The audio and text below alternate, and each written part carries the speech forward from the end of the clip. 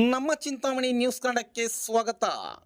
ಕೋಲಾರ ಲೋಕಸಭಾ ಚುನಾವಣೆ 2024 ನಿಮಿತ್ತ ಚಿಂತಾಮಣಿ ನಗರದಲ್ಲಿ IRB ನಾಗಾಲ್ಯಾಂಡ್ ತುಕಡಿಗಳು ಮತ್ತು ಪೊಲೀಸರು ನಗರದ ಪ್ರಮುಖ ಬೀದಿಗಳ ಮುಖ್ಯ ರಸ್ತೆಯಲ್ಲಿ ಪಥಸಂಚಲನ ಮಾಡಿದರು.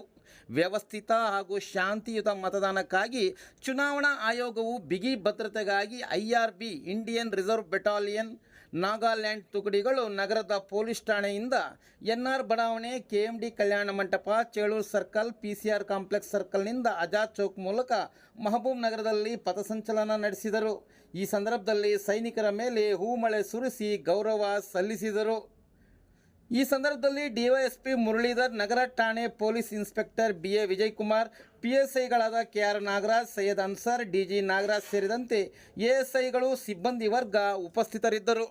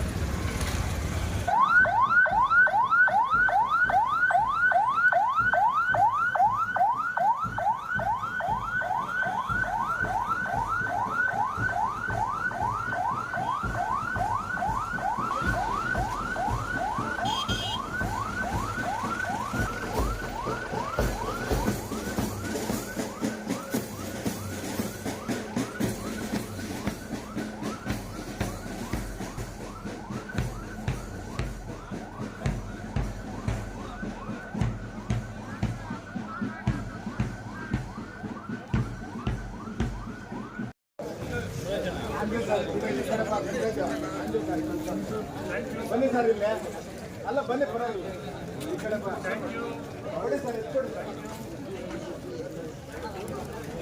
Thank you.